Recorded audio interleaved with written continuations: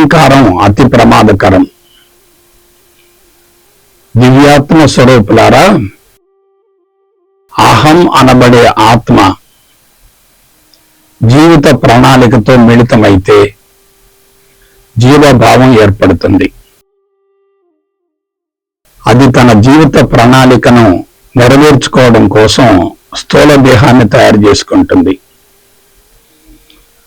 భూమండల మందలి సమస్త ప్రాణికోటిలోకెల్లా సంస్కారాల మోతాదు ఎక్కువగా ఉన్న ఏకైక జాతి మానవుడే. అతనిలో అహంకారం ఎక్కువగా ఉంటుంది. అహంకారం అంటే సొంత ప్రపంచాన్ని సృష్టించుకోవడం, పరిధుల్లో జీవించటం, ప్రజ్ఞ కుంచుకుపోవడం, సంకుచితంగా స్వార్థంగా ఆలోచించటం.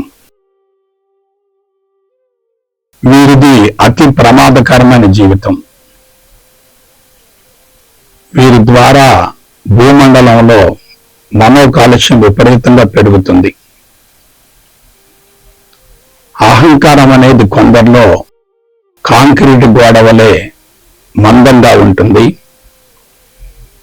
మరికొందరిలో ప్లైవుడ్ మాదిరిగా ఉంటుంది,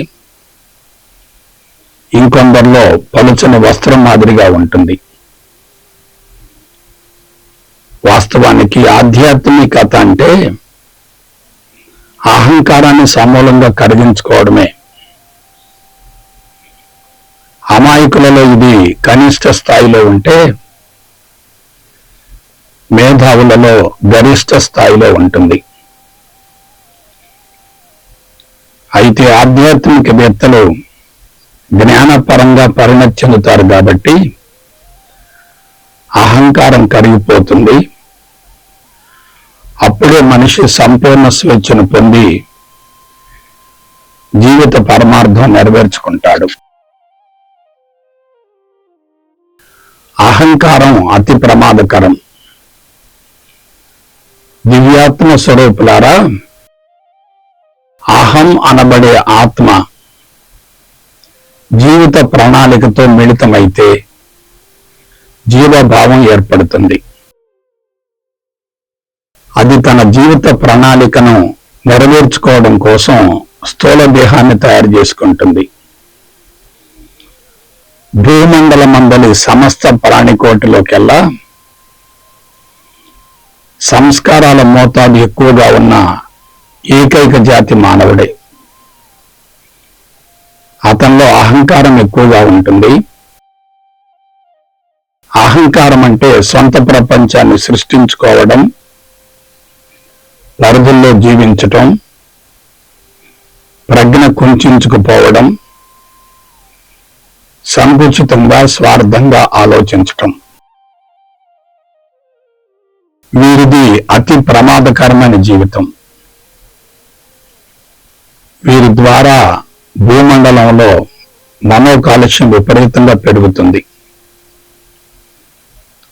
అహంకారం అనేది కొందరిలో కాంక్రీట్ గోడ వలె మందంగా ఉంటుంది, మరికొందరిలో ప్లైవుడ్ మాదిరిగా ఉంటుంది, ఇంకొందరిలో పలుచని వస్త్రం మాదిరిగా ఉంటుంది. వాస్తవానికి ఆధ్యాత్మికత అంటే అహంకారాన్ని సమూలంగా కరిగించుకోవడమే. అమాయకులలో ఇది కనిష్ట స్థాయిలో ఉంటే మేధావులలో గరిష్ట స్థాయిలో ఉంటుంది. అయితే ఆధ్యాత్మికవేత్తలు జ్ఞానపరంగా పరిణతి చెందుతారు కాబట్టి అహంకారం కరిగిపోతుంది. అప్పుడే మనిషి సంపూర్ణ స్వేచ్ఛను పొంది జీవిత పరమార్థం నెరవేర్చుకుంటాడు. అహంకారం అతి ప్రమాదకరం. దివ్యాత్మ స్వరూపులారా, అహం అనబడే ఆత్మ జీవిత ప్రణాళికతో మిళితమైతే జీవభావం ఏర్పడుతుంది. అది తన జీవిత ప్రణాళికను నెరవేర్చుకోవడం కోసం స్థూల దేహాన్ని తయారు చేసుకుంటుంది. భూమండల మందలి సమస్త ప్రాణికోటిలోకెల్లా సంస్కారాల మోతాదు ఎక్కువగా ఉన్న ఏకైక జాతి మానవుడే. అతనిలో అహంకారం ఎక్కువగా ఉంటుంది. అహంకారం అంటే సొంత ప్రపంచాన్ని సృష్టించుకోవడం, పరిధుల్లో జీవించటం,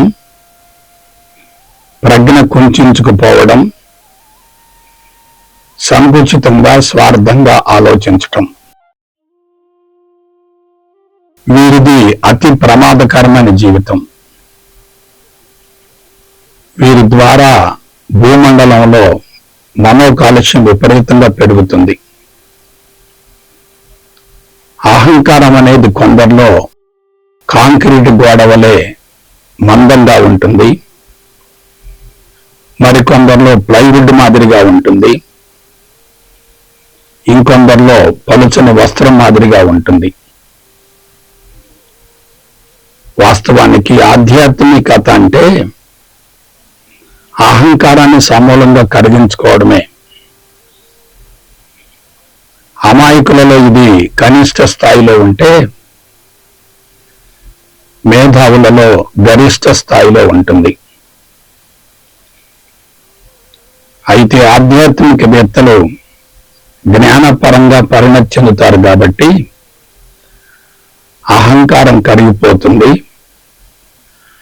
అప్పుడే మనిషి సంపూర్ణ స్వేచ్ఛను పొంది జీవిత పరమార్థం నెరవేర్చుకుంటాడు.